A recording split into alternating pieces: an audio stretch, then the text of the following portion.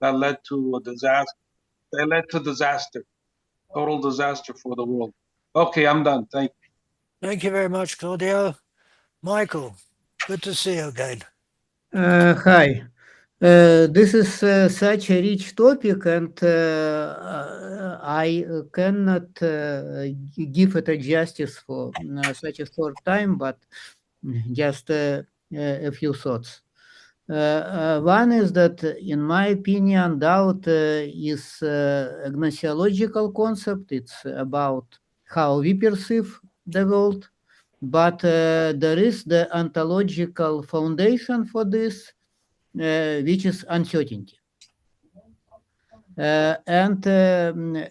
According to our current understanding of the world, at the very foundation, it is uncertain. So the quantum systems, in general case, they don't seem to have a single well-defined, at least in a classical sense, state.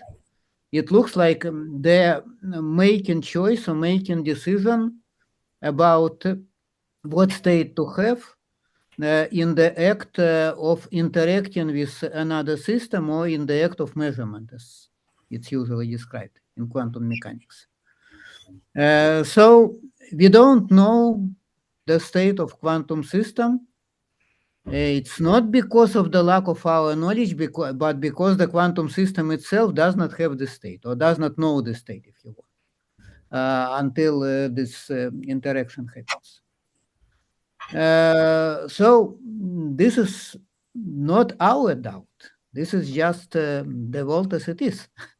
But the result of this, that we just don't know until it happens. Then there is another aspect that you described, which is related to the concept of relativity, that different observers have different accounts of the same system, and this system may or may not have a well-defined state, but still the different observers see it differently. And this is actually a very deep concept, and it is more universal maybe than most people realize.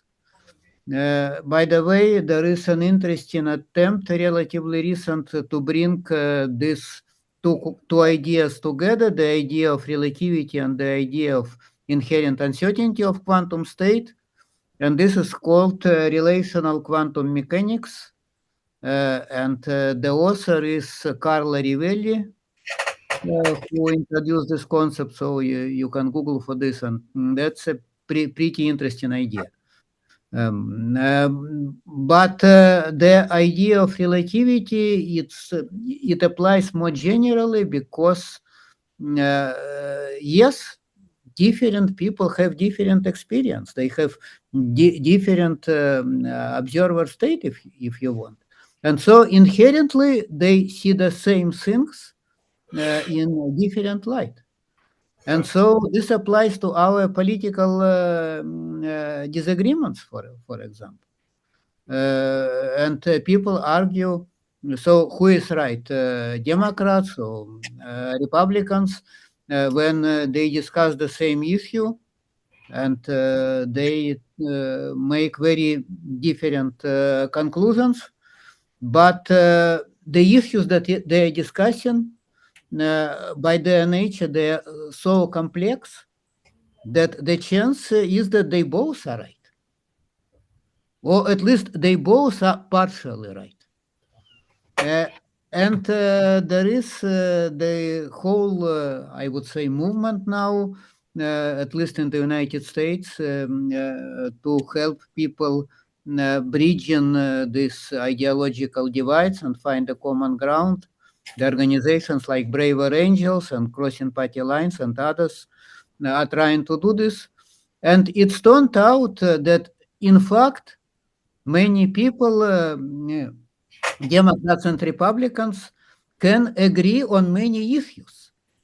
So there are positions where they really can find a common ground if they have a chance to work on this together. And so what comes to my mind is this metaphor of blind man trying to make sense of an elephant. So each of them is right, but each of them individually cannot understand who elephant is. Or only if they somehow communicate together their partial knowledge, they can come closer to understanding.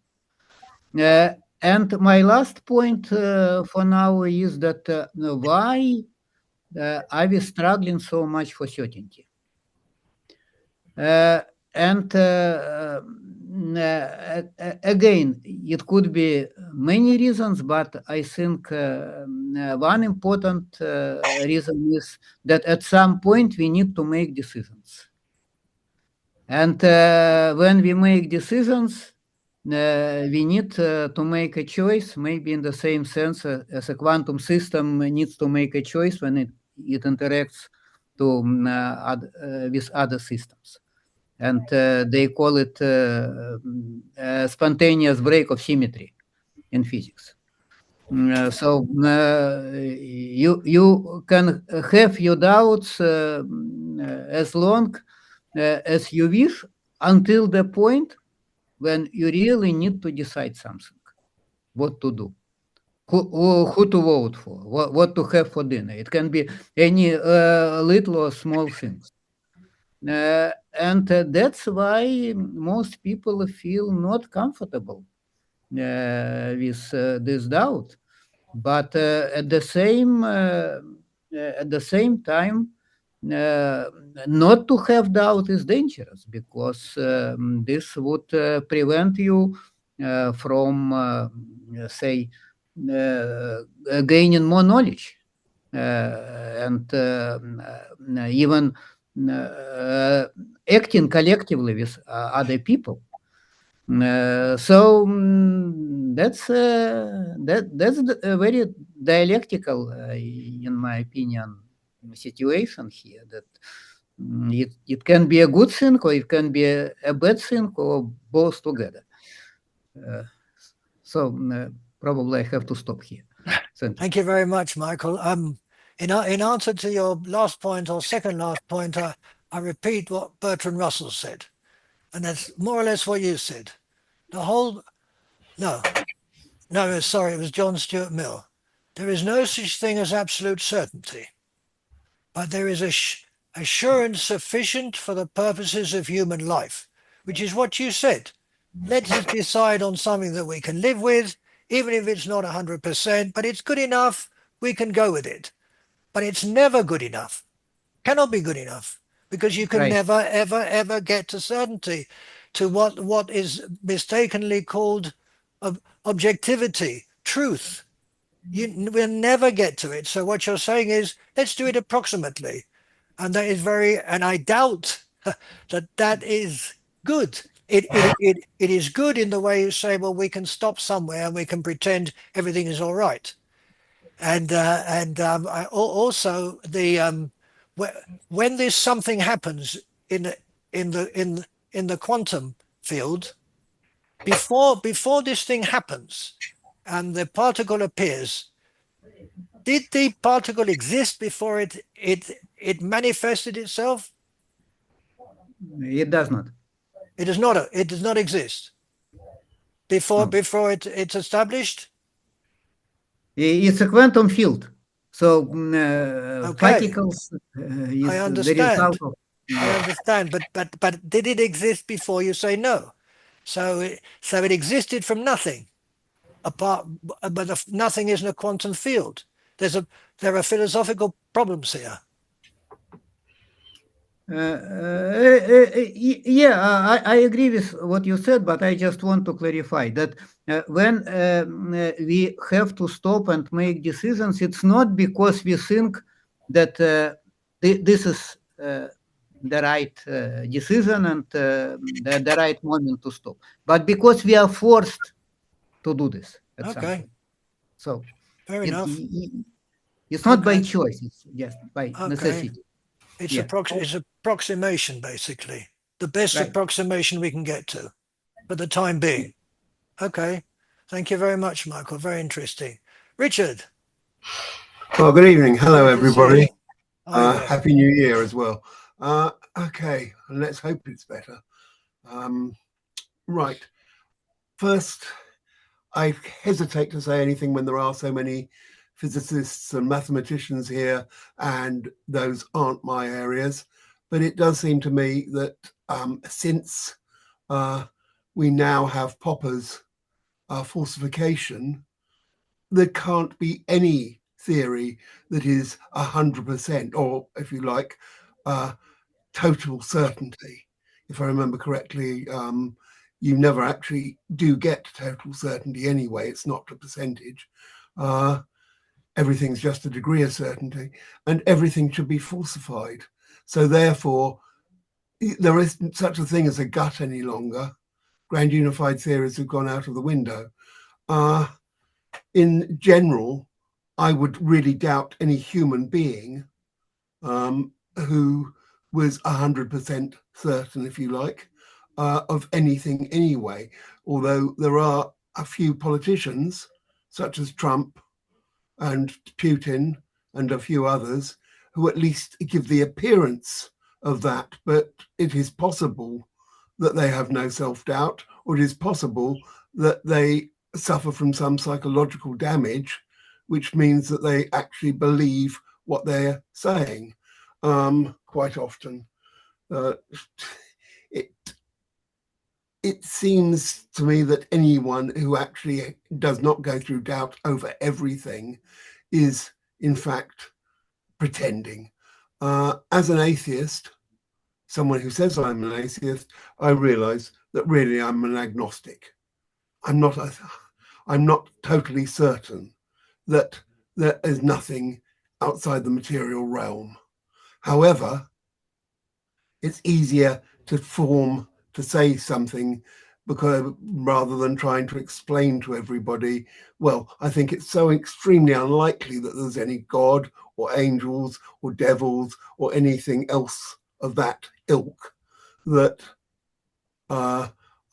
but I do have doubts. Yes, everybody has doubts. The only people that I can think of that ever go against doubt are people who believe in religions.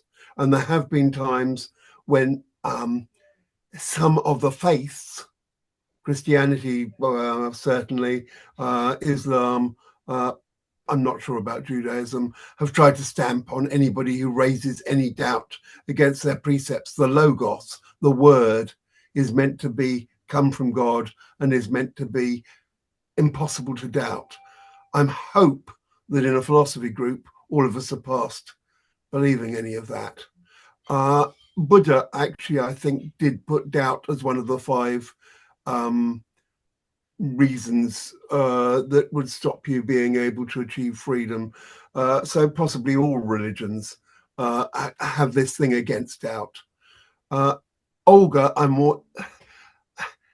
more able to talk about what Olga said, and although I really liked a lot of what she said, I do disagree with one bit, and that was when you finish your work, then you no longer have doubt. I would have said that when you are in the fury of creation, then maybe some of your doubts are pushed aside. You are creating, you're producing something. However, when you finished, you feel like tearing up the words. You feel like taking a knife to the canvas. You feel like smashing up your guitar or violin because you know you haven't reached what you wanted to in your mind. Nothing will ever be perfect. And therefore, we must all live with doubt. But just think how horrible it would be if we were all sure we were all right all the time. Even Rod is ready to accept sometimes in argument that the other person may have a point. He's admitted to me that occasionally I've scored a point from him, and I've certainly admitted that he's scored many points from me. So therefore, part of what makes it possible, what I fear is the way that someone mentioned this, that the media is going to absolutes on one side or another. It doesn't matter whether it's politics, religion, history, whatever. There are no such things as absolutes. There's only grey. And I think I'll leave it there. Thank you, Richard. I got one. Oh, I'm even doubtful about that last thing. I'm a bit doubtful about your agnosticism. I think it's a cop out. I think Well, I think say I'm that, an atheist.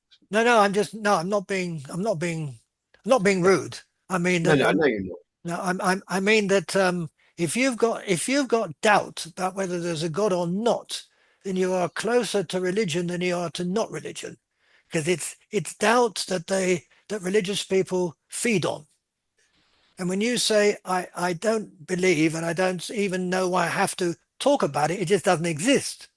That is coming down on one side. And so doubt with religion is very dodgy as far as I can see it, as far as I can think about it.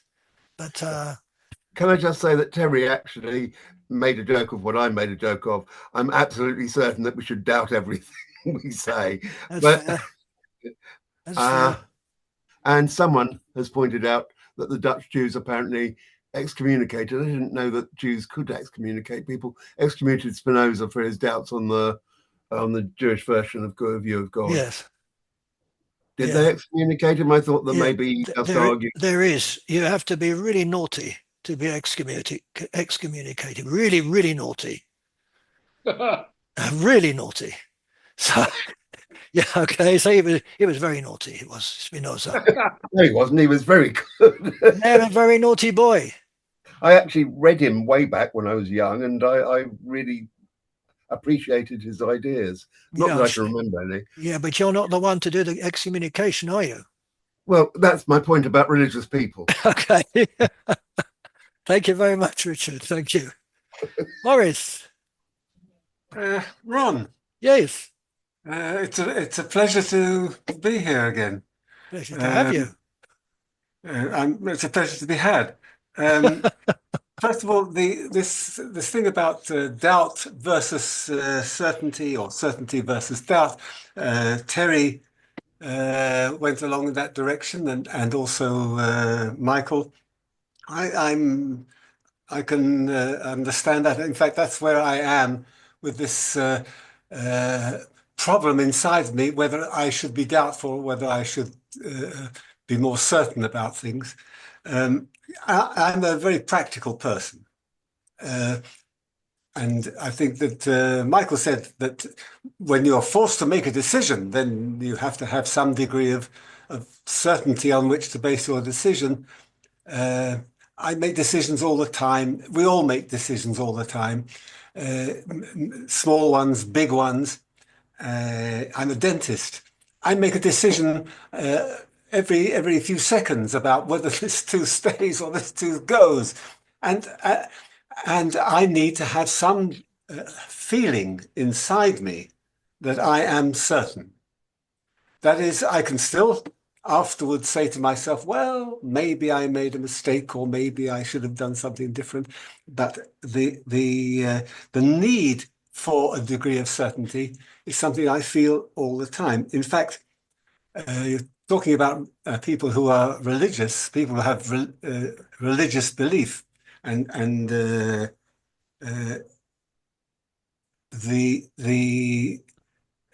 I envy people who have religious belief to the extent that they can dismiss all doubt and sit back and relax and rest assured of everything that they need to rest assured of, because it has been promised to them, or it has been decreed, or it has been prophesied, or it doesn't matter how they got to it. I envy that. I have had also, I mentioned this before on one or two of our meetings, I have had experience in the past with people who are schizophrenic, people who are psychotic. And a psychotic has absolute belief, has absolute certainty when he or she is in that psychotic state. there is no room for doubt about the voice that's speaking inside and telling him or her to do something. Or, the psychosis provides absolute certainty for as long as that particular crisis is lasting. I don't envy those people. So here are two extremes where one I can envy the believers. I just don't have it within me, and I certainly don't envy those who really believe absolutely because they are psychotic. If we don't have, Ron, you are maybe the main thing about your philosophy, if I understood you correctly, is that there is no truth, and you hate this word truth. And when there's no truth, there's no common truth, then there is a separation between all of us. That is to say, we do not all have the same doubt. We may all doubt something, but we could perhaps all have the same truth. And if we all agreed on our same truth, were it possible, if it existed, then we would have some connection with each other that otherwise we have lost. And that lack of connection, because we don't share a common truth, is somewhat uncomfortable in this world. We're all out there alone. You, Ron, mentioned death before. I think you mentioned, you talked about it, and that's something that's very final. We have no doubt about it. On the other hand, so many people have beliefs in something beyond death. That is, they take something which is so obviously an end and then add a little doubt so as to make it unending. And it says to me that we have this, I say we as human beings perhaps, we have this need for something beyond doubt, something with some degree of certainty. We have a need for it. And when we don't receive it, we don't have it, we are not comfortable. That's really all I wanted to say. Thank you very much, Maurice. Just to clarify, I do not believe there's such a thing as truth with a capital T. I do believe that there are truths with small t. Everybody has their truth. Some people share truths, but nobody can share the same truth. And certainly not everybody, not 8 billion people are gonna share the truth. Because I mean that's ridiculous. But each one has a truth.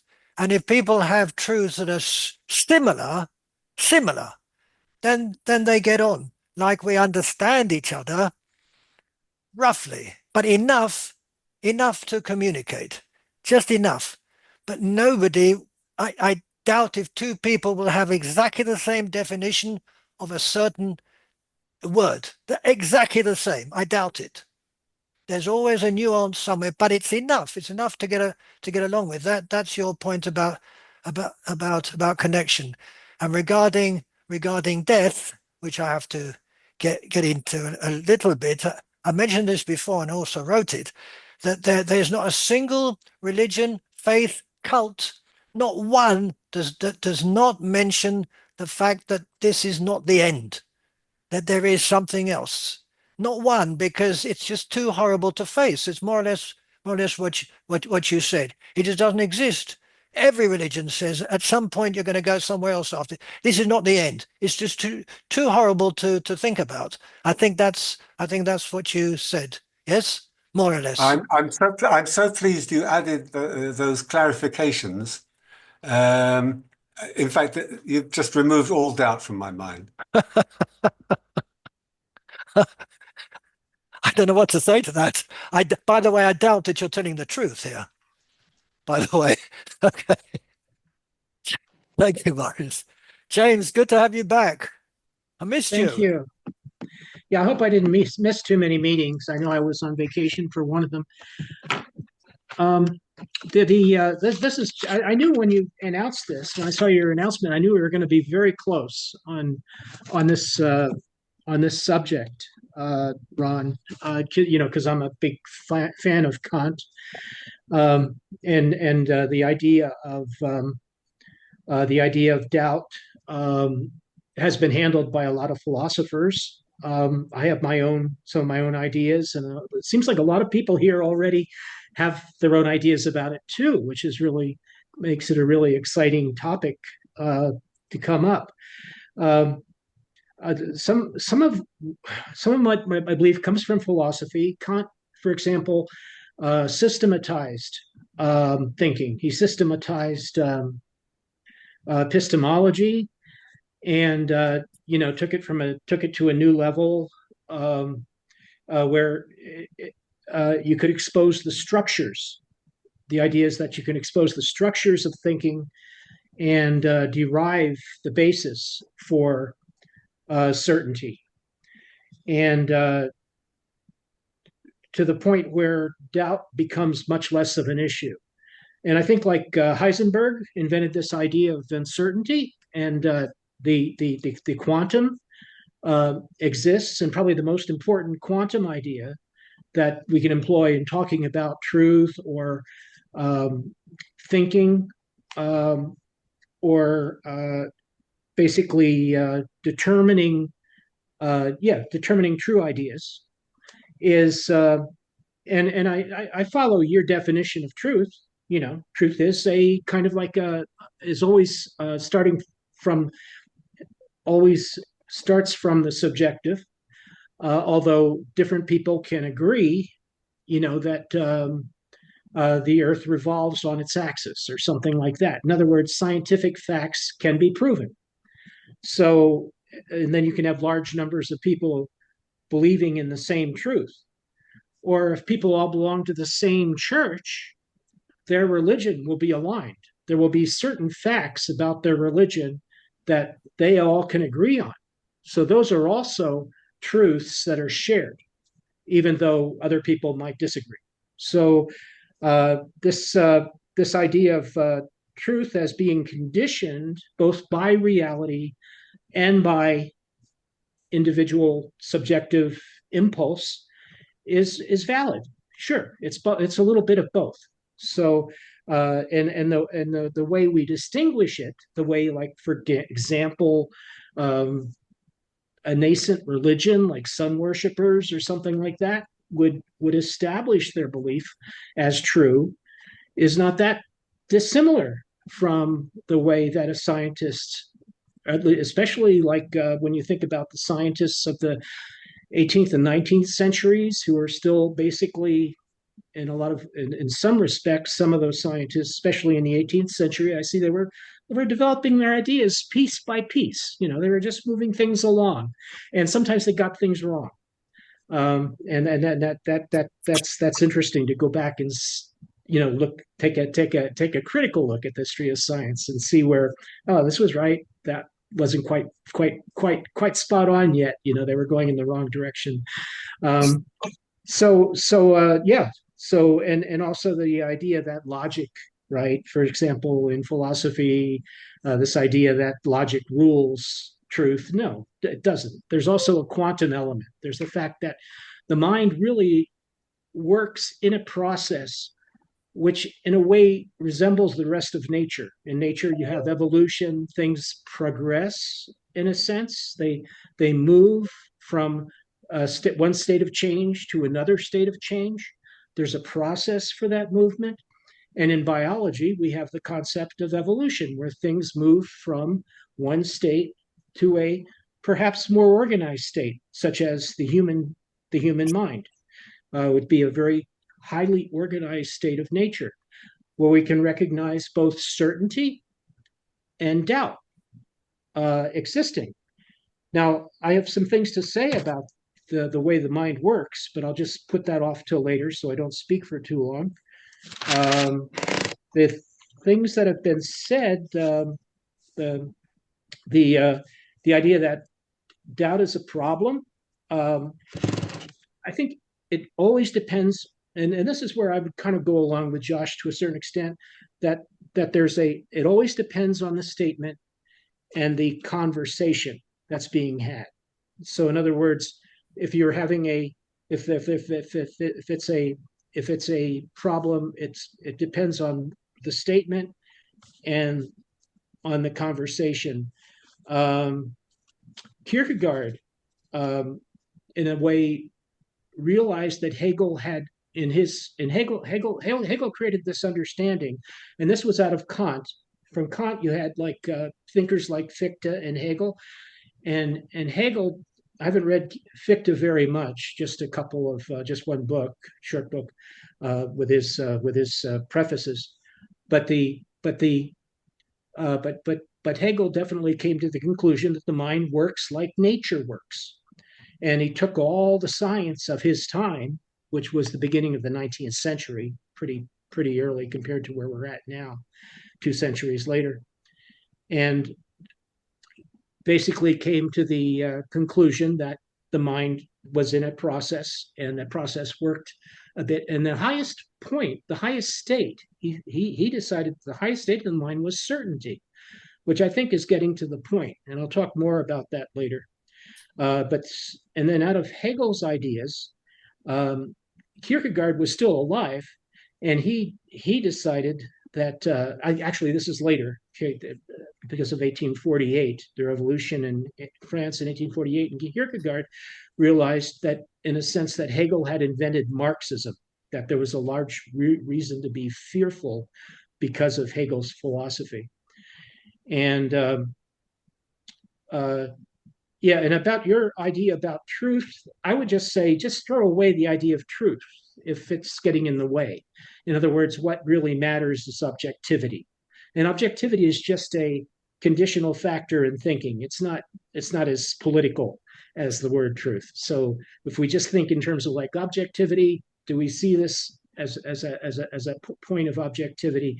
Then we can decide whether it was worthwhile for us to think. If we think our doubt is objective, yes, we can sort of like support the doubt, and we can hopefully make decisions about it on a positive basis. So that's all I want to say now. Later on, I'll talk about the process of thinking and how it subsumes a lot of these ideas.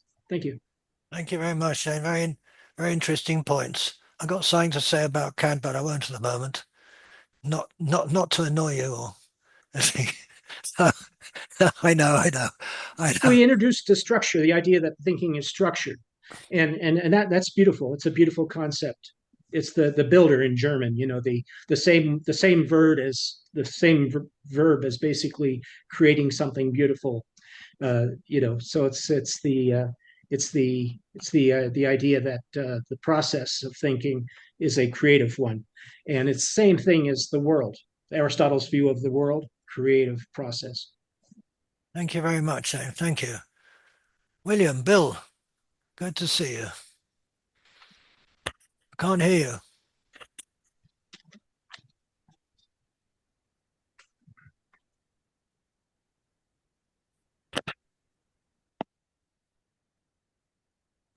Bill, you're muted.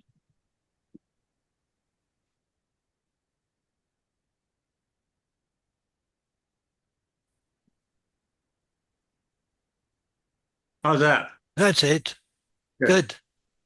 Further to James's point, I think that to take it all down to a more basic, if you will, level, I think that when we sit down as writers and write an email, a letter, formulate an argument, create a philosophy, or even artists who create pictures, we understand the process of revision And it's all a product of revision, it seems to me.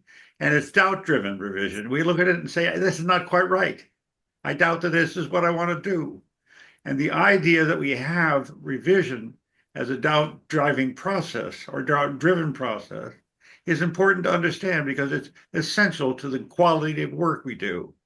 I mean, for all of us who ever painted, I guess we know what art is because it is a process of revision. We're never satisfied with what we did until we finally put down the pen, the brush, or whatever. And I think that's really a key point. But there's more to that.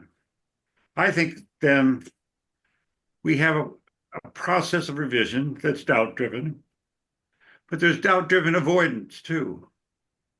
People want to give up the doubt for fundamentalism, for idolatry, for dogmatism. And that's what's been talked about here. The dogmatists and the fundamentalists and the idolatrous have say, I don't believe it. God is the object. God is the image. God is that. And I'll worship that instead of this mystery that came to us in a vision, in a cold draft in the church, whatever it was.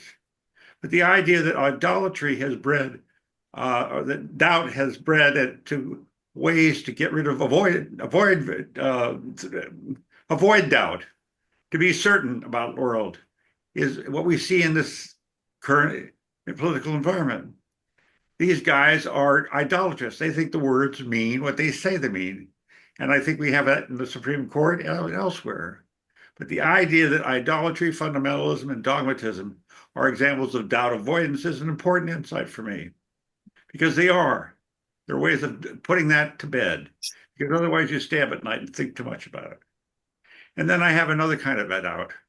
And it's driven by a sense of performance anxiety. I have that when I went to court. I had that when I stand up and talk to the public. I have that now when I'm talking to you guys. And it's a doubt that I'm ready to talk about it, that I have the right information. And performance anxiety is a readiness doubt.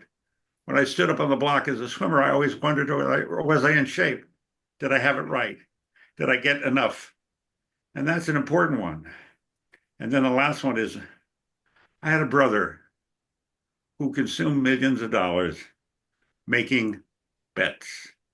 And contest suspense is doubt about the outcome. And invariably, his doubts were not enough to stop him because he always was certain about the courses coming in and that. And I think contest suspense is about doubt. And so I'd like to talk about those in your consideration. Outcome suspense, performance anxiety, avoidance of doubt, and revision. I think they're all very important practical processes that we have to live with as writers, authors, betters, and performers. Thank you. Thank you. Do you think doubt is a positive thing then, that it's good for us to have doubt? Of course. I think revision is driven by doubt. And I think that's good because I'm not happy with what I've written. I change it.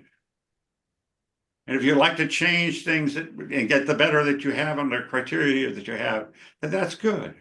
But I'm not sure idolatry, fundamentalism, and dogma is a good thing because you're avoiding doubt. Doubt needs to come back to give God a mystery, give religion a certain mystique. And it's gone. It's made the object the real thing. And it's not, in my view. And performance anxiety is doubt-driven too, because everyone should have it. Am I doing it right? Am I going to have the audience ridicule me? What is going to happen? Am I contest suspense about my money? If I make the bet wrong, what am I going to do? And those are kind of constructive things that we should consider doubt in this positive and negative way. And that's my sense. Thank you. Very interesting. Thank you. Thank you, Bill. Thank you. Roland, hi there. Hello. Hi. Yeah, it's interesting discussion. Lots of complex ideas. I've got I think I'd like to sort of look at it from the point of view of certainty initially, because I actually what Morris said, I felt was quite significant that these things we're talking about are actually states. They are states that we experience. And Michael also touched on this as well, that we experience certainty, we experience doubt. So why? What are these things that we experience? And I think this comes down to organization, internal organization, or a word I tend to use is integration. It's a question of whether or not we can formulate an action. When we're certain about something, it usually is coupled with something that we can do. We take some form of action or refrain from a particular course of action, whichever it happens to be. But it's still, you could say that there is a whole system outcome that arises from that. Whereas when we're in doubt, we suspend action. We stop doing things and maybe look for resolution of the doubt. So I see certainty and doubt as connected with internal states of organization. When we're in a state of doubt, we become disorganized and we're unable to formulate an action without further investigation or thought or whatever it happens to be. When we're certain, the action flows and we go ahead and do something. And I see kind of three areas maybe where we can refer to certainty. And the first one is certainty about the future. And I think things like objective truth lies in this idea of being certain about the future. And there's a problem with that because there are two elements that we're dealing with in considering certainty about the future. One is we're dealing with closed systems, and one is we're dealing with open systems. And by an open system, I'm thinking like the certainty of whether something will happen or not, whether the sun will rise, whether, tomorrow I'll go shopping, or whether it will snow, or whatever. These things are all in the realm of probability. And to talk about them in terms of certainty makes no sense because we're referring to something that has not happened but might happen. But there are other aspects of this future certainty which are slightly different, and that's where you have a closed system of givens. So, for example, we have certainty in maths. Only, though, if we accept that the conditions, the basis of the mathematics that we're using is a given already. So if I say given X, Y, and Z, then this is certain. I'm working with parameters which have no room for maneuver. And so it's perfectly possible to decide with 100% certainty that in a closed system, a certain outcome may occur.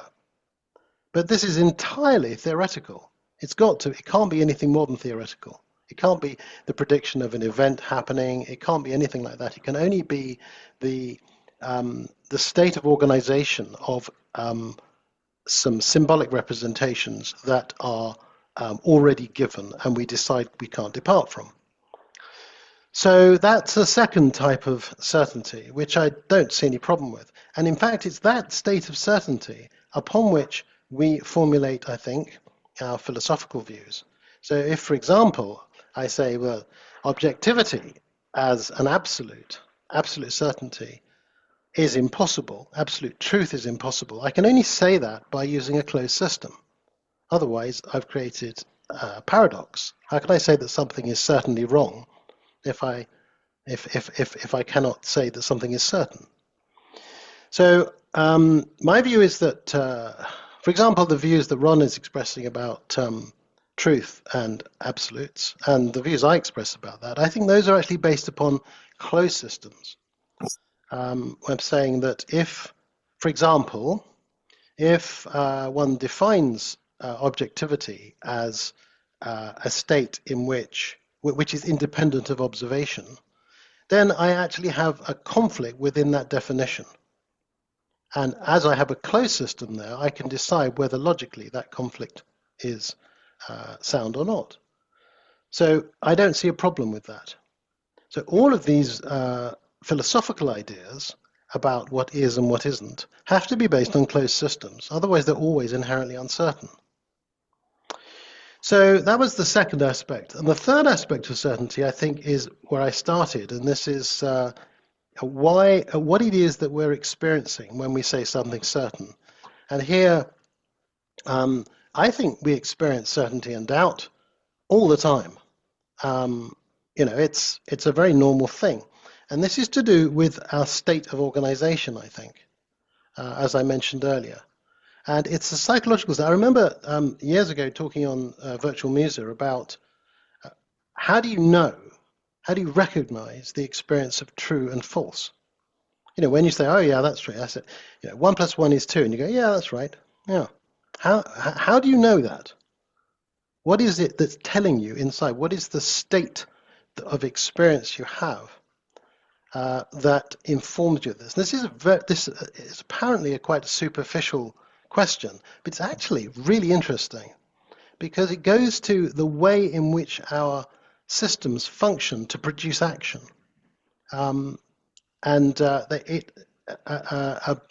Beliefs that are inconsistent have a distinct physiological effect. They're not merely a mental thing. They have a physiological effect that changes the way in which our physical capabilities work, because they create disorganization in the body. And this is something I've demonstrated to myself and many other people in my own work thousands of times. But so I think that aspect is perhaps the most interesting, and also explains why people can be absolutely clear and certain about things where other people are not. It's because that is a matter of their own internal organization, not a matter of the other person's. It also explains possibly why people don't like generally their viewpoints being confronted, unless they are already open to the feeling of doubt and enjoy the experience of doubt. Most people find it uncomfortable. I think someone mentioned that. I can't recall who it was now. Mentioned that doubt is a very uncomfortable experience. And naturally, people want to feel comfortable. So why would they want their belief systems to be challenged?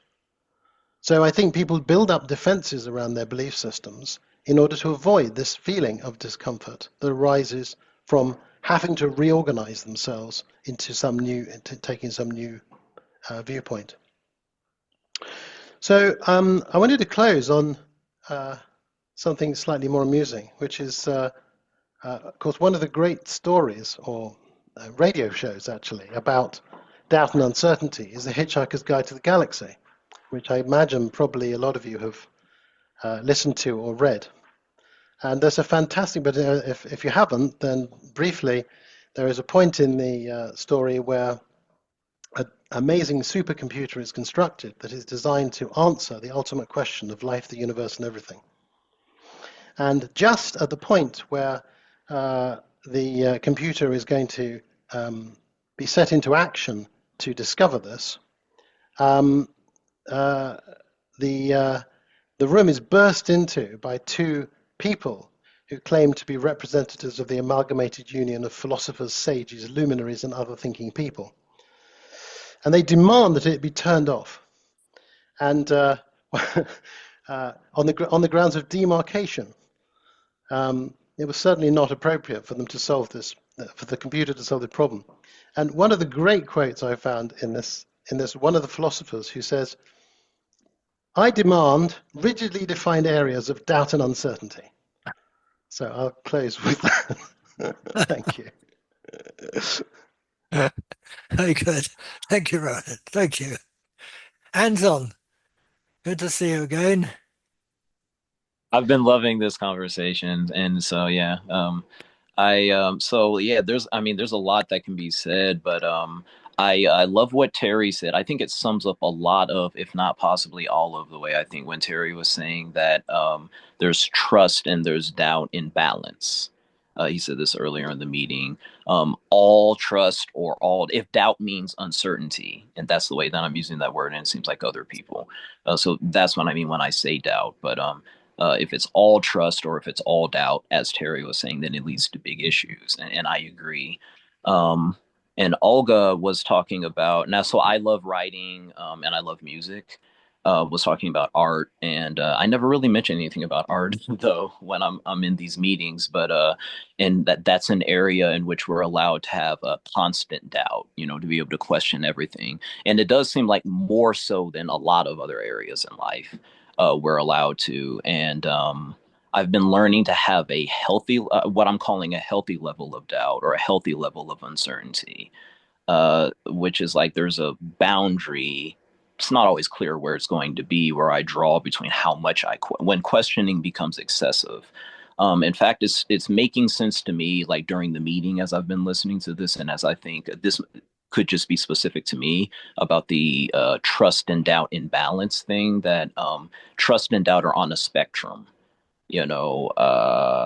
So another thing that I want to say, and this touches on religion has been brought up more than once here.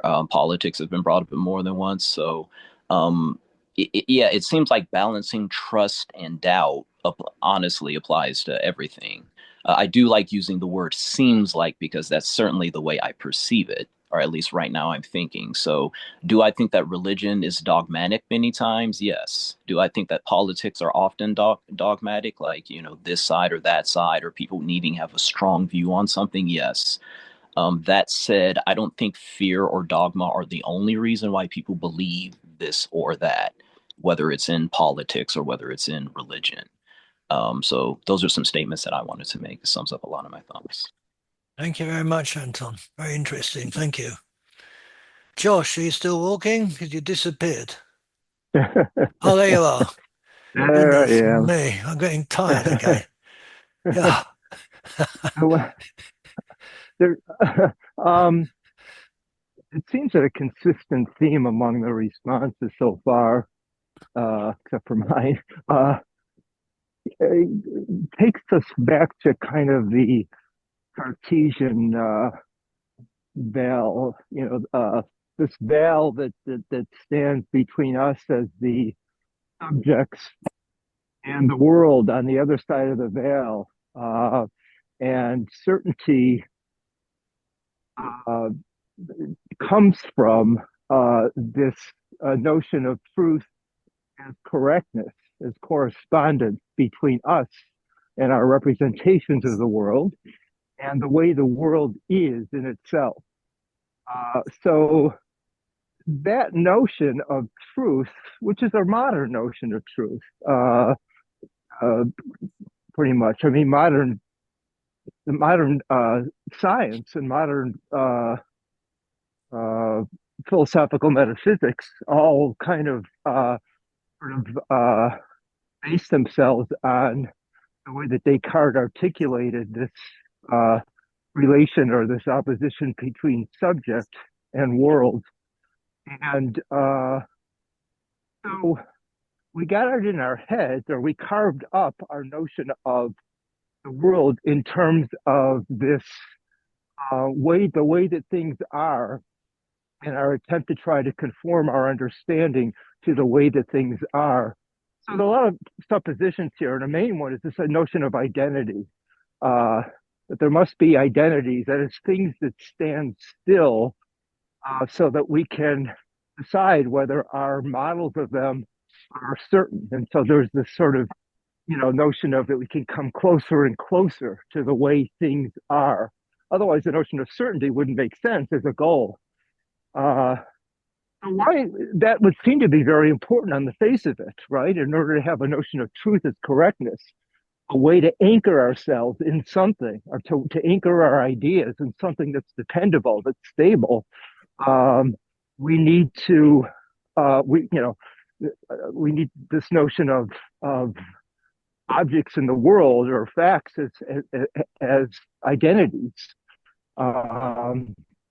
But is that really what it is that we're aiming for? We think that's what we're aiming for. We think that's what's so important, that if we get rid of that notion of truth as correctness, then we'd be awash in incoherence in a world that that's nihilistic, that loses all meaning. But I would suggest that that's not really what we want. That's what we think we want when we're aiming after truth in terms of certainty. But what we really want is something more along the lines of inferential consistency or compatibility. Because the fact of the matter is that it's not really what really hasn't been taken into account so far is the fact that what is at issue and what is at stake for us from moment to moment is continually shifting. That is to say, our relation to the world is not an epistemological relation fundamentally. It's one that's based on active pragmatic goals and purposes, which are always shifting. Let me give you an example in terms of the sciences. So let's say a scientific model, manages to come up with a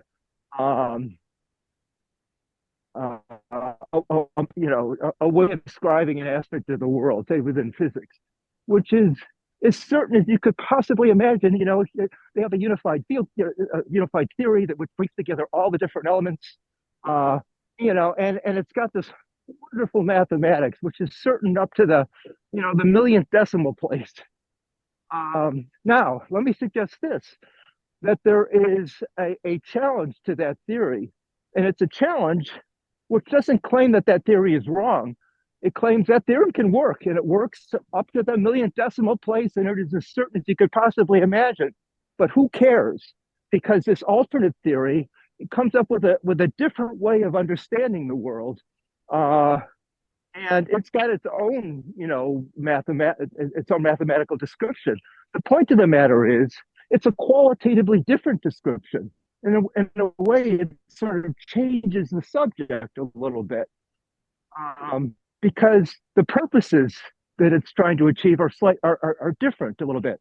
And what we don't take into account is that we're not just oriented in terms of our goals towards such things as truth and certainly in a unidimensional way on the basis of one particular sense or set of purposes with regard to what it is we want to be certain about.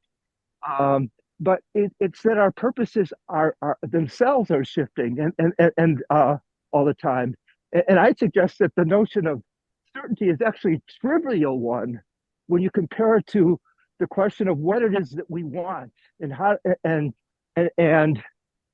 when we ask the question of how it is that our goals shift and what it is that we should want, that's more important than the notion of certainty. The notion of certainty is actually a very conformist idea because it presupposes that there is one way that things are in relation to us, and we should try and conform our understanding on the basis of something fixed and static in the world. But there's no aspect of the world that's fixed and static. For one thing, the world as we know it is only known to us on the basis of how we interact with it. And how we interact with it is a function of our goals and purposes. And our goals and purposes, because they are enmeshed within reciprocal back and forth between us and the world that we build by knowing it. To know the world is to construct a niche. That's what technology is. It's a niche that we construct through our apparatuses and various things. And the world then talks back to us in the language we use to construct it. And as it talks back to us, it changes our what is of interest and what is at stake for us. So this back and forth, is a much more interesting thing in terms of its implications for who we are, where we want to go, what it means to want to go in a particular direction, and what the relationship between where we want to go and what it is we see in the world. And all those things, I think relative to that, the notion of certainty is absolutely dwarfed. I guess and one more thing, I wanted to just illustrate before I was talking about Wittgenstein, talking about how in order to have a doubt about a particular matter, there's some things that have to remain certain. For example, if you doubt what I'm saying to you right now, there's certain things that at the same time you can't be doubting. You can't be doubting that I'm speaking to you. You can't be doubting that you're understanding the words in English. You can't be doubting that you're sitting in a chair if you're sitting in a chair, or that chair, you can't be afraid that it's not going to occur to you that all of a sudden the chair is going to dissolve and you're going to melt into the earth. These are all these underlying suppositions, what Wittgenstein called hinge propositions, which have to remain in place in order for you to doubt things that rest on those aspects of your understanding that remain grounded. So in that sense, we have that experience of that kind of a certainty all the time. We wouldn't be able to function in any aspect of our life if we didn't have certain, sort of kind of bedrock assumptions that remain stable while we doubt certain particulars that depend on those bedrock assumptions. But even those bedrock assumptions, while they change much more slowly than the typical kinds of things that we doubt, even those bedrock assumptions, kind of shift over time. And we see that in the transition from one particular mode of science to another. So yeah, that's pretty much the point that I wanted to make. Thank you very much, Josh. What can I say? I disagree with most of what you said. Come back, that's it. But certainty is subjective, in my opinion. It's the only way it could possibly be. My certainty is not your certainty, and I certainly doubt whether I understand what everybody says. I certainly doubt it. Certainly. And it's subjective. I personally. And I can't think of anything that I don't doubt if I think about it. And as I started by saying that all thought has to have doubt in it. It has to. I just can't see how anything can exist that we don't know about. And knowledge is definitely, I shouldn't say the word definitely, is subjective. My knowledge is not the same as your knowledge. In no way can we agree on that. I doubt a million things. All my writing is based on doubt. Everything I stand upon, I know is moving, which you've also said. And where everything changing and moving, where does that come into certainty? If everything is subjective, then where is certainty? Where I mean, and then the first thing you said was it doesn't matter if it's right or not, as long as it works. That's a very, very dangerous thing to say, because there are a lot of things that work that are pretty horrible. Slavery worked. A lot of things work. The world, the universe used to consist of some substance, which they've found out doesn't, etc. They might come back to it. That kind of is consistent with my point. When you say slavery worked, it worked for people who depended on it relative to their concerns and their purposes. Now, fair enough. But your words were, if it works, then that's all that counts. But it isn't. No. My point was there are different ways that things work. There are different ways that facts work. There are different ways that theories work. So certainty is only a description within a particular way of working. You can have a particular model, a physical model, and it can have a certain degree of certainty within the way in which it works. One can abandon that model for one that works in a different way, and that its notion of certainty is qualitatively different. And so I think that's a more interesting thing, that kind of a transition from one way of thinking about how something works to another. What that's all about has to do with criteria that don't have to do with doubt and certainty. They have to do with something very different. Okay. Yeah. we'll definitely come back to that. Thank you very much, Josh. Don't stop. Keep on walking. Okay. Thank you very much. Michael. Yeah, so I can think about a class of situations when having doubts is very useful and very healthy. And this is when you are trying to reach agreement or find common ground with people on pretty much on any issue. So if you are certain that you are right, the chance that you are really right for most interesting problems, for most problems, it's pretty much zero.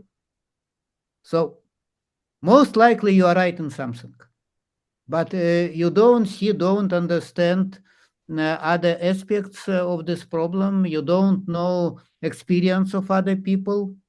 So if you assume that maybe I am not exactly right, maybe I have to listen and to learn from other people, so I have doubt, in other words, in my own position, this makes me more flexible and more capable to learn.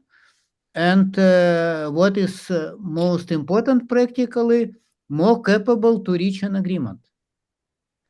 Because all our social life, all our politics, all functioning of society is based or predicated on ability of people to reach an agreement. So in dictatorship, this agreement can be enforced by a leader. But in democracy, it should be some kind of agreement where people just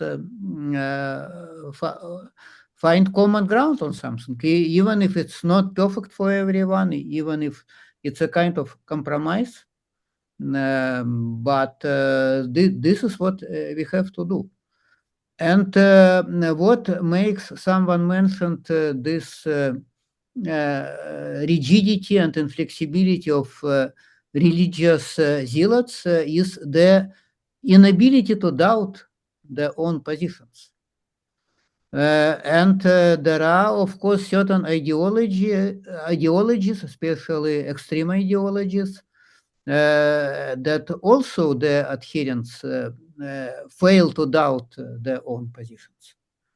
And in extreme case, this would force them even to resort to violence, to assert that they are right and their enemies are wrong. But this is where I think that this ability to doubt our own positions is indeed very, very valuable and important and critical, maybe even. Thank you. Okay, thank you very much, Michael. Thank you. I like the agreement between people is very good. Very difficult, by the way, to achieve. But anyway, but the wonderful thing, I think I can say without much doubt, that all people here who come to these meetings, each of us have doubts. And I think that we wouldn't come if we didn't have doubts. That's what I feel. And that's why it's a good group. Samuel. Okay, so I just want to ask about when doubts are relevant, when we need to doubt, and if doubting is necessary. And I just finished reading the book 1984, and in 1984, Oceania were at war with East Asia and at peace with Eurasia. But then at one point, Oceania became at war with Eurasia and at peace with East Asia, and the government had made it so that this had always happened. Oceania will always were always enemies with Eurasia, and they were always friends with East Asia. And the main character Winston, he doubts this because he has living memory of when it was different. Obviously, that doubt was almost in vain because was really because every single person, the government, they were enforcing this idea. They changed history, and so his doubt was really nothing more sensical than someone who had no idea what they were doing. And so we just like to understand. So when is doubting actually necessary? What do you need for doubting to not sound illogical and actually sound proper? Because if you take Galileo and Nicholas Copernicus, they doubted the geocentric theory, and I think the reason why they succeeded is because unlike 1984, when the government were oppressing any different belief, I think one of the biggest freedoms that we should have is the freedom to doubt and the freedom to have knowledge. So I think doubting it's only I think like when it's necessary, it's necessary if not, I would say because in 1984, when it wasn't really necessary for Winston to doubt it because as humans, we really want to find absolute certain proof. So I would ask, why didn't Winston just go along with what the party, but would go along with what the party said and just agree what was fact, and he would have no doubt if he just believed with the party. But there was something about him that for some reason I hope you could explain of why he would go against what every single person would believe and actually stand up and shout out to say that no, this hasn't always been a situation. They just rewrote history. It used to be this way. So yeah, thank you. Thank you very much. Yes, doubt. You're asking a very, very difficult questions. Why didn't he pretend not to doubt, by the way? Could he have done that? I wonder. And would that have worked? What do you think? I would say that the best thing to do in that situation, even though, and you could ask, was this the right thing to do?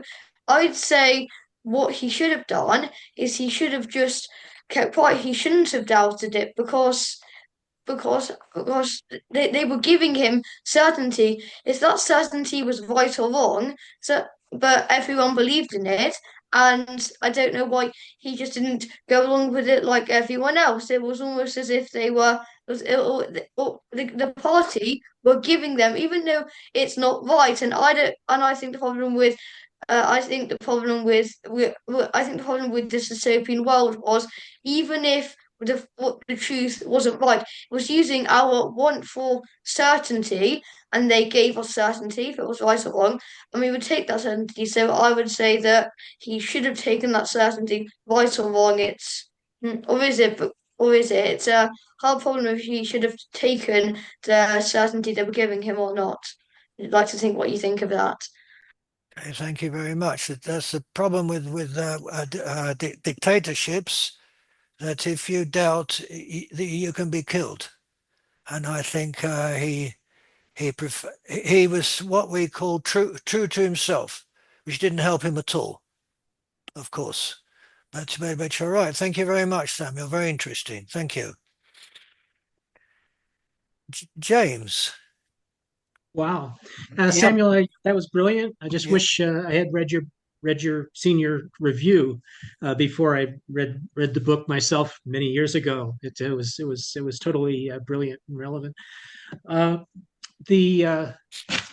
This idea that about communism or totalitarianism, this has existed for a long time. I mean, before the 19th century, probably most people who were free thinkers couldn't allow themselves to express themselves for the same reason. They could have been killed, or they certainly would have been socially ostracized. There wouldn't have been any social life available for them if they had been open with their ideas. So the that's been a human condition for centuries. It didn't start with totalitarianism, in my opinion.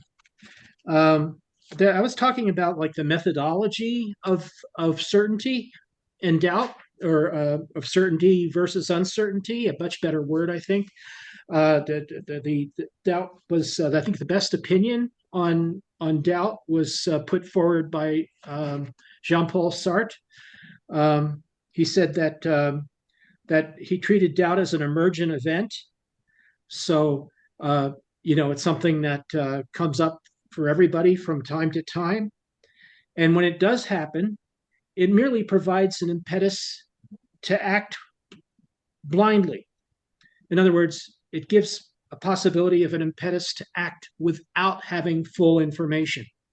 Because if you do act, it's normally on the basis of certainty, or it could be on the basis of certainty.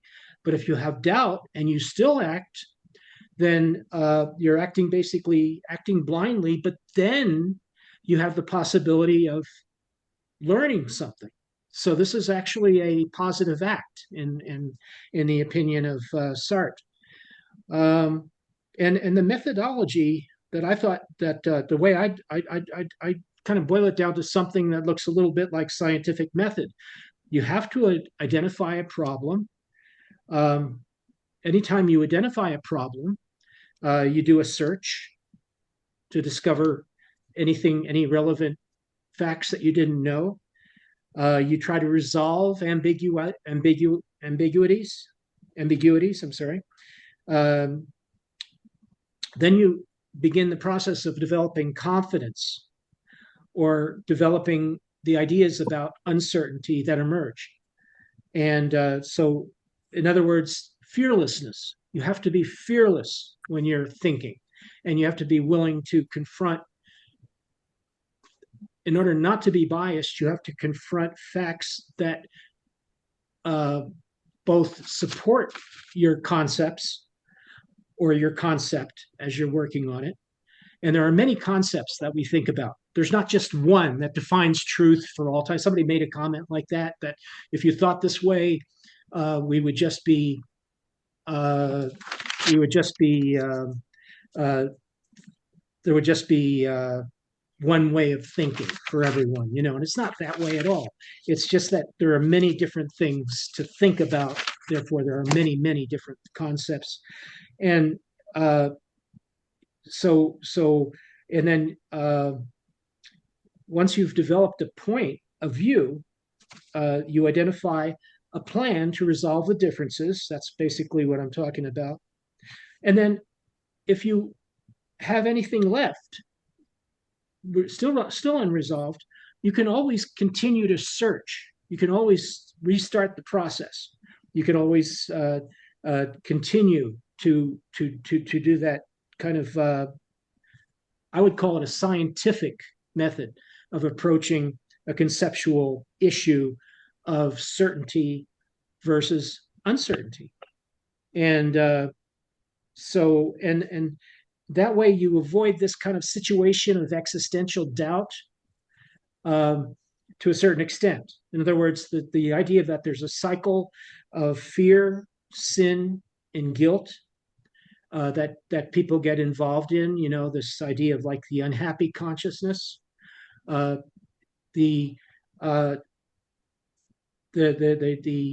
it can be, in other words, developing a way of using the human mind to resolve issues concerning certainty will get you out of this cycle of sin, fear, and guilt.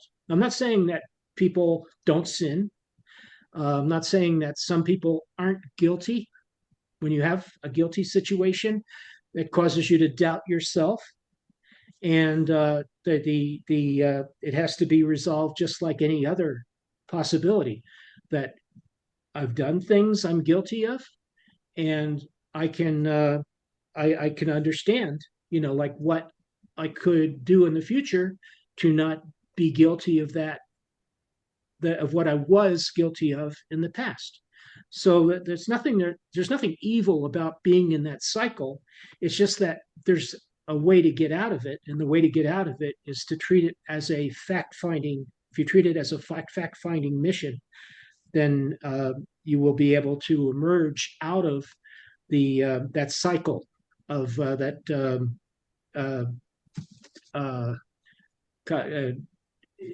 invidious cycle, right? The cycle of blame, of self-blame, and concern for one's doubt, and so forth. Yeah, so that's basically what I wanted to add to what was going on before, is that there is actually a methodology of using the human mind, which is perfect for solving these problems of certainty and uncertainty, and it doesn't need to be considered as a kind of like a pit that, yeah, occasionally we get into the pit, but it's really an event. And all these events have subsequent events. And these subsequent events are best handled by a healthy human mind that looks at issues that is capable of looking at issues objectively and eliminating biases. So that's all. I guess that's basically what I wanted to add. Somebody said Richard made an interesting comment about falsification, and he said and he believes that psychological damage makes you believe what you say. He said that, but for me, religion tends to cause intolerance in general. Religion causes intolerance for other people's certainty, and he said something like that, which I think is completely true. But nevertheless, all of these problems can be resolved pretty much by fact-finding and reducing bias and reducing intolerance. And you see intolerance in yourself, boy, do something about it, because that's the worst thing that can possibly emerge. So that's all I wanted to add. Thank you. Thank you very much, James. Thank you. Bruno, good to have you back. Yeah, same for me. Well, my position on doubt is quite simple. I am sure of only one thing: the reality of my feelings and emotions, that is, of my pleasures and pains, although I'm not sure of their causes. But I have working hypotheses about their causes. And these are hypotheses that have to be tested every day. So my life consists of attempts to avoid pains and obtain pleasures based on my experiences and ideas, without any certainty, but with different probabilities of certainty, which never reach 100%, except for the reality of pleasure and pain. Probabilities that I intuitively assign. And about the nature of doubt, I think it's not a physical or a chemical thing, but a mental process, more or less frequent and active in different people and at different times, depending on experiences, education, and personality. That's all I have to say, unless you have questions about what I said. Thank you, Bruno. You're talking about a completely subjective view of the world, which I don't disagree with, by the way. I just want to make sure that that's what you meant. No. The point is that only pleasure and pain are certainly real because you feel them. But if you want to find the cause of your pain or your pleasure, you can never be sure about that. You cannot be sure. The only thing sure is that I have feelings and emotion. Of this, I am totally sure. But Sure that I like pleasure and I hate pain. but All you the rest is just a construction. but you did say I, which means that below that you must be sure that you exist. I'm sure. Okay, that's Then yeah, because if I have feelings and emotion, I exist. okay. Something that doesn't exist cannot have feelings and emotions. So the first thing is that you know that you exist. After that, you got the pleasure and the pain, right? Right. Okay. And you also sure that you know that you have pleasure and pain. Yes, I'm sure about it. Okay. That's And fair. I also said that certainty is not binary, yes or no, 0% or 100%. Is always gradual. It's always it's a probability. It's never absolute. Okay, but then you're also sure that other people are sure that they feel pleasure and pain also. It's their business. I'm talking about myself. Okay. I assume that it's the same for the others, but let the others express themselves. Okay. Thank you very much. Thank you, Bruno. Thank you. Roland. Yeah. Okay. So I put my hand up because Josh said something I was interested in. But there's been quite a lot of similar things mentioned since then. So I'm going to sort of start off with Josh and then what he was saying. He said, "What are we aiming for?" And then someone else asked, "Is doubt useful?" And so this is a very interesting area because what are we aiming for? And is it actually a good question? What are we aiming for? Because that seems to be assumed quite a lot that we, like humans, whatever, are aiming for something particular. But that doesn't really ring true for me because it seems to me that life forms are organized around quite unique references. Human beings have many similarities, but we also have very many differences. And one of the things that has emerged in this discussion has been pretty much universally people saying, yeah, of course we all have different viewpoints. Well, why? Obviously, if you look at any other type of life form as well, they all seem to be aiming in different directions and doing different things. One of the things that most life forms do seem to be aiming for, though, is continuity, carrying on. So how do they do that? How do we do that? So I see doubt and uncertainty, or doubt and certainty rather, as you could say instruments that that lead in a particular direction, lead to particular types of action. So when we, as Bruno was saying a few seconds ago, when we experience something that gives us pain, that has a disintegrating effect on us, we usually want to do something about it.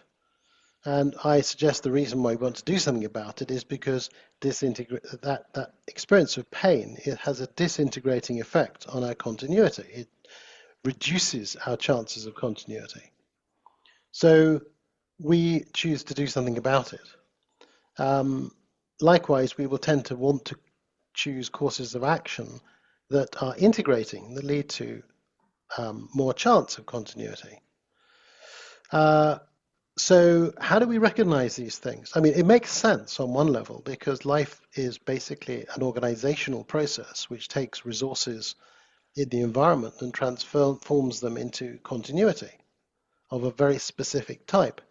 So you could reasonably suppose that life has some mechanism for doing this successfully. Otherwise, it wouldn't carry on for very long.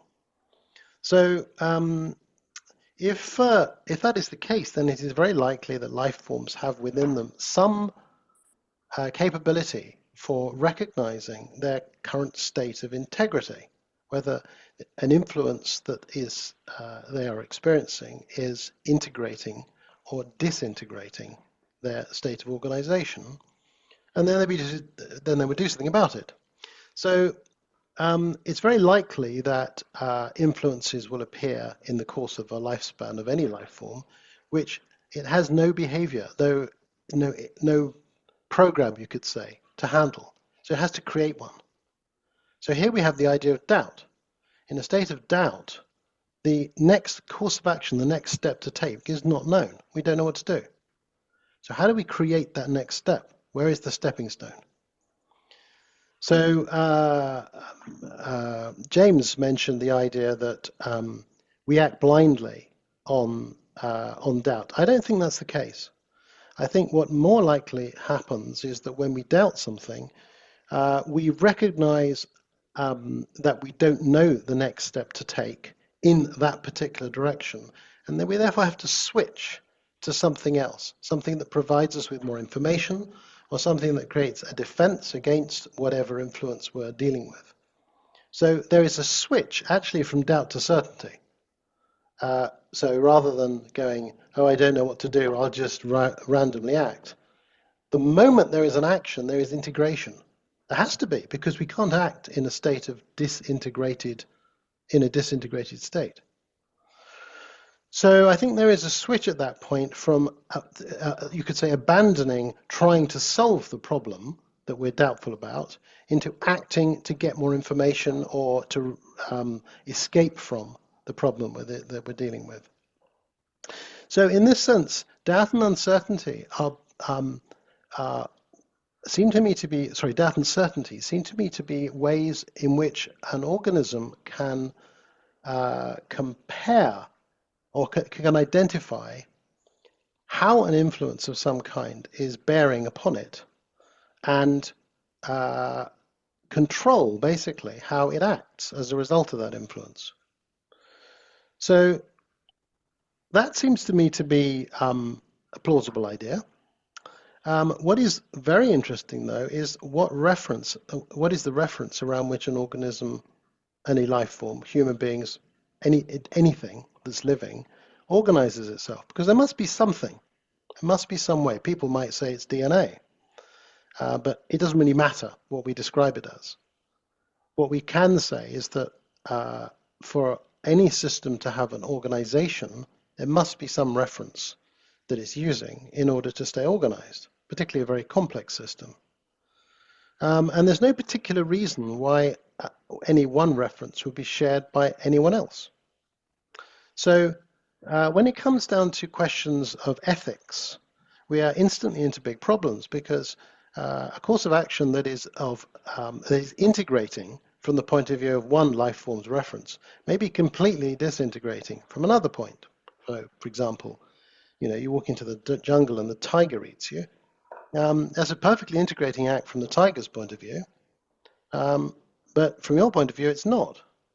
Is the tiger wrong? Is it ethically, wrong? Well, of course not. It's just different. And I see that with human beings as well. We have difference between human beings.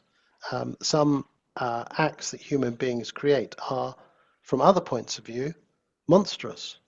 And we can look at that and say, oh, that person is wrong in doing that. But it's actually an irrational point of view. That person is acting according to their internal reference. But that doesn't mean that we're going to put up with it. But it does, I think, mean that we can see the situation better. Because when we try to act on the footing that someone is acting wrongly, and they don't think they are, we are probably going to use inefficient ways of dealing with that influence. So I think that's probably the main thing I wanted to say. Oh, there's only one other thing, which Michael touched on, which is kind of indirectly related to what I've just mentioned, and that is that there are some times when you will want to deliberately embrace doubt in order to achieve some other benefit. So people who have discovered that it's beneficial to work with other people in a cooperative way will have developed strategies that allow them to embrace the discomfort of doubt because it's actually beneficial for them, even though it appears to be disintegrating. It's provisionally disintegrating. So they acknowledge, oh, well, my certainty may be displaced, but it will ultimately be good for me. It's like a deferred benefit, as I see it. Okay, thanks. Thank you, Reverend. I just want to just question something about the binary. We've been talking about binary situation between doubt and certainty, and I'm not sure that always works. I can have a doubt, and then I have another doubt, and they're both parallel. I've got two doubts. Mm-hmm. I don't have a certainty, and I have to sort of choose whatever choose means. I will go for one. But I haven't gone to certainty at all. I don't feel certain. I still feel doubtful. And I look over there, I'll say to myself, well, maybe that's better. I can go back again. Mm-hmm.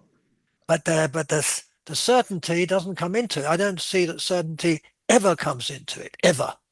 That's my basic plank of certainty. Right, that there is no certainty. It cannot be, because I think it was James who talked about perfection, that there's no such thing, and I agree. And the certainty of perfection and the perfection of certainty is a problem there. And how do we get rid of doubt altogether? How? We can't get rid of doubt altogether, because doubt, as I see it, is part of the feedback or result of the feedback of taking action. When we take action, we don't necessarily know how it's going to impact on us, and then therefore it may lead to, for example, you might think that doing a particular thing will lead to a specific result, and it doesn't. So now one is thrown into doubt about what to do. But I do agree that, that there is more sophistication to the argument that I'm trying to put forward, because the point you've raised is an obvious one, that if you have two options, A and B, but you don't know which one to do, and you feel compelled to do one, you take option B, but you doubt whether it's the right thing to do. What's going on there? Well, I feel that there are two types of what I would call integrated response to something. One is where it happens automatically, because it just resolves itself. And most of the time, we're doing that automatically. So if you look at the course of a day, the vast majority of one's actions just happen. We don't make active decisions about them. They just go on, because the next step is obvious. The points at which we make decisions is when the next step is not obvious. And at that point, we can either get to a point where it is obvious and it just starts to happen, which again is quite common, or we can force it. So we can say, well, I don't know, but I've got to do something, I'll do this. So that is basically acting in a conflicted state, and it will lead to certain consequences which are different from acting in what I would call an integrated state. And you see that, I don't know, that's very obvious in, for example, people with performance anxiety. Someone mentioned performance anxiety, didn't they? I can't remember. Yes. Yeah. So you watch someone with performance anxiety who's very capable of playing an instrument, say, and they're anxious about what's going on, and you can see their behavior has become very tense. They're basically doing the thing that they're very used to doing, but they are acting in a conflicted way. Their physicality is no longer coordinated. And this is something I've found repeatedly with when people act in a forced way, basically suppressing one option and taking another one, rather than acting in an integrated way. So anyway, that's the kind of slight diversion, but I hope that answers what you've said to some extent. Thank you very much, Robert. Michael. I raised my hand again to say that I am very much in agreement with Bruno's perspective. Because if we are honest, the only thing that I know about the world is what I can directly experience. It's my feelings, including feelings of pleasure and pain. But also I have the subjective experience that there is something around me and that I can make choices. So I have a subjective experience of free will. Whether it's real or not, you can argue ad infinitum about this, but to me, I feel that it's real. So in order to do what I feel compelled to do, which is to find pleasure, to avoid pain, I have to do something. And in order to do something, I have to make predictions. This is inevitable. I don't assume anything about the world in objective sense. But from my subjective standpoint, I have to be able to make predictions. That if I avoid certain movements, for instance, then I would avoid pain. If I do something, then I would feel good about this. And now, the very next thing that comes with this, then that in order to make predictions, I have to make sense of my subjective experience. It still can be entirely subjective, but I find it at some point easier that if I assume that what I experience corresponds to some real world, to real people similar to me, and to some real objects moving in predictable way, then it makes easier for me to predict the results of what I am doing and to, again, maximize my pleasure and avoid pain. And this is what leads me at some point to accept, at least tentatively, that maybe this reality exists outside of my subjective experience, and I am interacting with this reality. And this makes sense from my subjective standpoint, but still at no point I can be sure that my experience of this reality is completely true and certain, and that beyond my limited experience, there is not something that would be unexpected, surprising, and would completely change what I expect. Because I see that time from time, I'm making predictions, and something that I expected to happen did not happen. So again, this idea of uncertainty comes from my experience. I cannot deny it. So anything that I know about the world is based on my experience, in other words. But from my experience, it follows that maybe I'm not the only person who lives in this world. But what does not follow from this is that my knowledge of the world is precise, complete, and unambiguous. And to another point that Ronald also raised, that, well, if I have a choice between A and B, it depends on how consequential this choice is. Because in many cases, I can just play with the world, even if I assume that the world is real. But if I make this arbitrary choice and just see what happens, and this way, how I learn about this world, right? So in many situations, I don't even really need this certainty. I don't need this ability to make these predictions. I just want to play with the world. And this way to learn something about the world and about myself. But when the stakes are really high, well, in this case, I need to know more, and I need to be more certain. And there are situations when stakes are really high, like when it's related to our professional activities, for instance, when you are a doctor and you make the wrong move and you can hurt someone. So in That's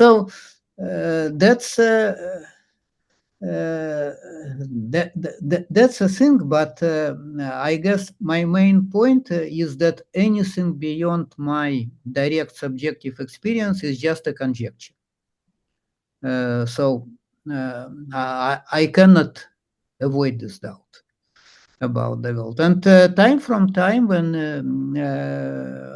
I learn more, not necessarily me personally, but when science learns more about the world, and it's turned out that indeed what appeared to be this way, it's not this way, it's something different. So classical physics and quantum physics are very different and provide very different account of the world. And so even in hard science, I cannot be 100% certain that what we know about the world is true. And I also cannot be 100% certain that we can make better and better approximations indefinitely. Maybe we'll hit the wall at some time. Maybe we cannot improve anymore our knowledge of the world. We don't know. After all, we have only one planet with life and only one planet with intelligent life. So we cannot make any reliable extrapolations from this. So in this sense, doubt, I don't only accept it provisionally because it helps me, say, find common ground with other people. But I just realized that it's a fundamental feature of my interaction with reality. It's unavoidable. So in this sense, you could say that it's ontological, although it's not really ontological, but it's a reflection of this situation that you cannot not have doubt in general. But in many situations, you can just live with it and ignore it. But you cannot completely avoid it. So that's what I wanted to say.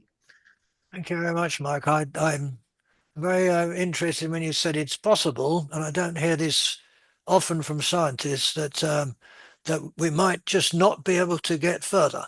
Our knowledge will just come against a wall. I found that very interesting, especially as you said it, being a physicist. Not many people will say that. But thank you very much, Michael. Debbie. Yeah, well, there have been so many points that have been raised in the last 2.5 hours. So I'll just grab Samuel's question about doubt. That's first point. And the second is also trying to relate what Roland said about belief systems and Anton about trust, but I'm going to make it a bit short. So for the first point, Josh, why do we need doubt? Yeah, that's first of all, in the philosophical, perhaps the philosophical answer would be perhaps Descartes used doubt as a method, as a way to get to certainty, or to get, I know, Ron, that's not, it can't be, perhaps that's not unattainable without God in Descartes' sense, but it did give Descartes a sense of what is not. And he did get to the famous cogito, the famous, I think, therefore I am, through doubt. So doubt has a very big, a very big role in the way we get to knowledge, certainty or not. And you did mention, 1984, where doubting is very uncomfortable, and why not just have a comfortable lie?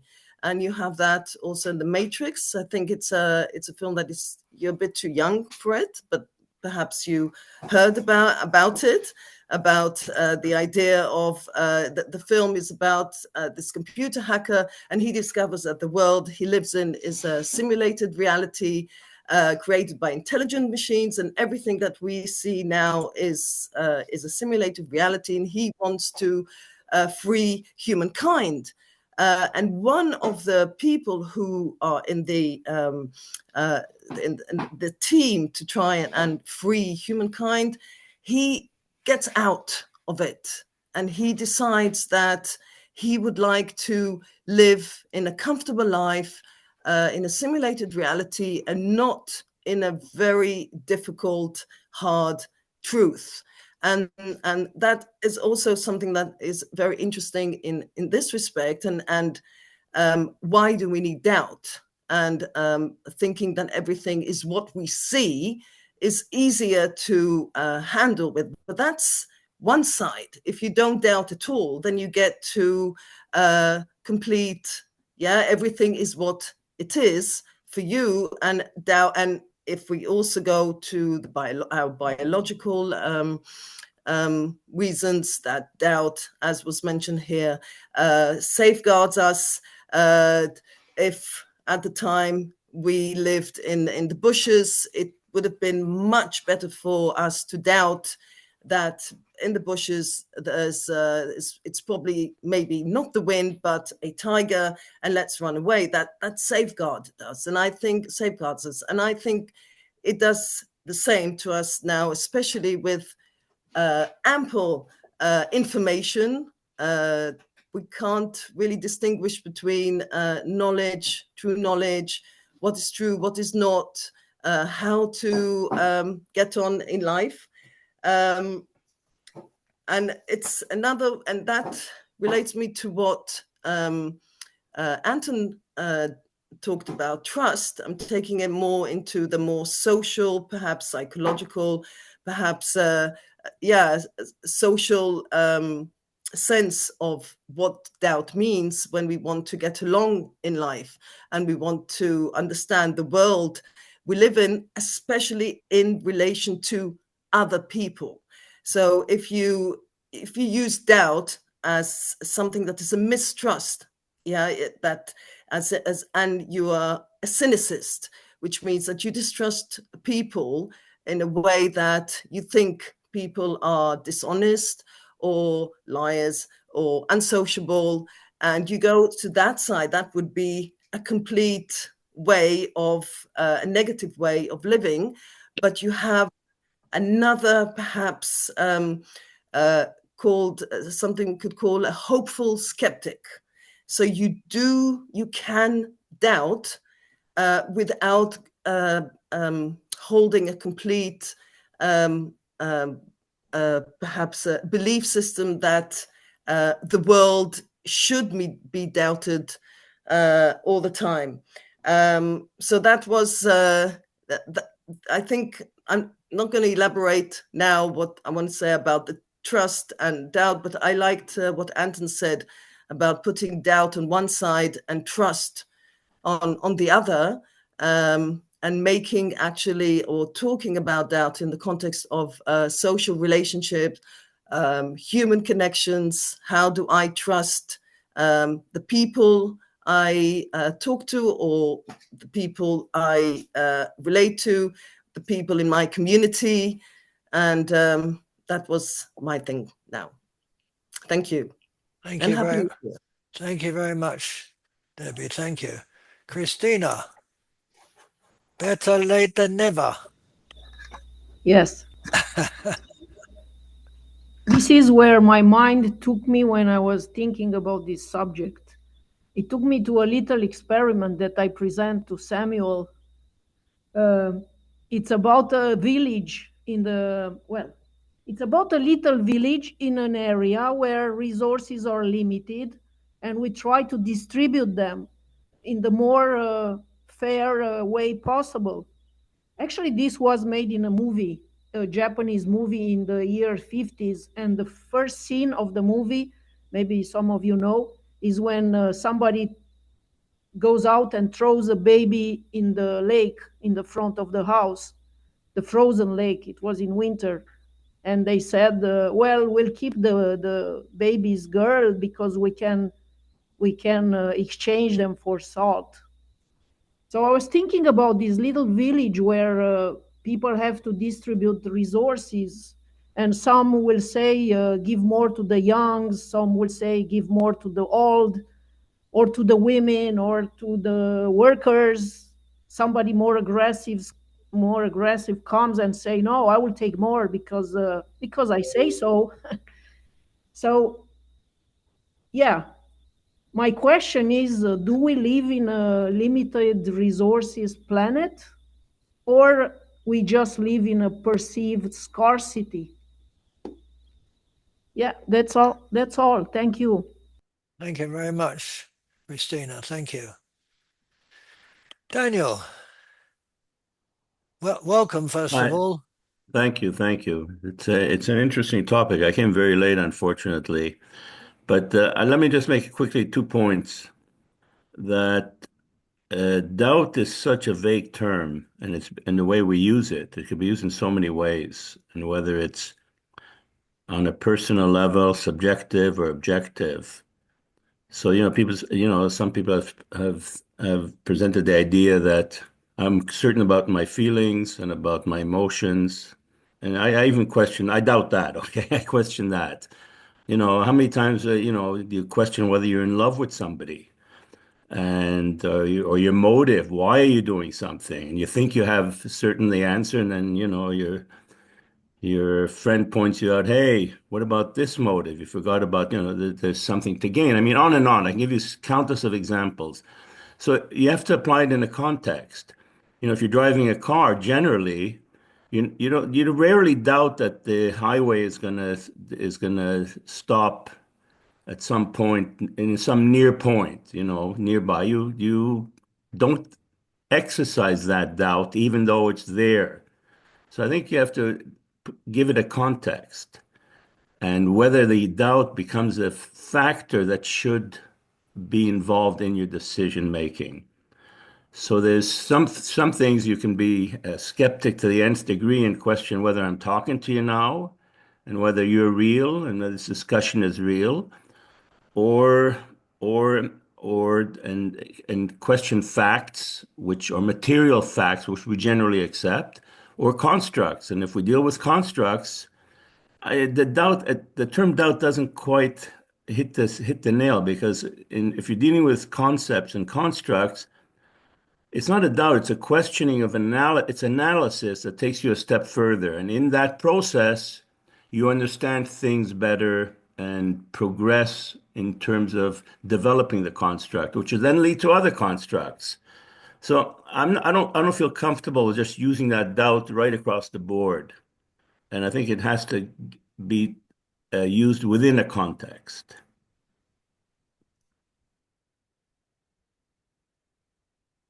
Thank you very much, Daniel. Have you stopped, or? Yeah, I'm throwing that out. I'm throwing out the idea. I mean, I can elaborate on it, but I mean, the general idea is, I'm trying to simplify it. Yeah. And give this a context as well, how to approach doubt. And, conceptually, factually, scientifically. And I don't, again, the scientific process, I don't categorize it. I don't describe it as doubt. I describe it as more of an analytic process. The way we're using doubt here, every process that I question or think about or analyze gets thrown into this doubt basket. And I'm trying to tease it out, give it a context, where and when you apply it. Is it useful? There are times when it is useful, and there are times when it's a big hindrance. Thank you, Daniel. Thank you. I think we're coming back, and we do this often. We're coming back to how do you define the words we use, and it's always problematic, always, because we can never, as far as I can see, ever define it where we'll all agree with that definition. And I think that's what philosophy is about, because we could all go to a dictionary and look it up.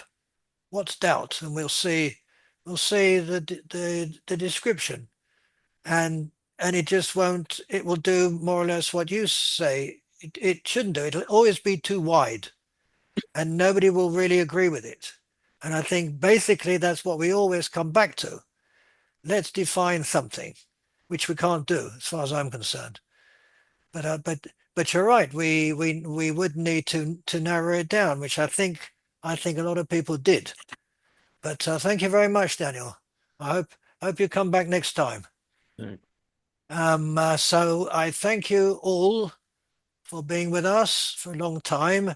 And again, I wish you a Happy New Year. It should be a good one. And I'll see you next month. Bye, everybody.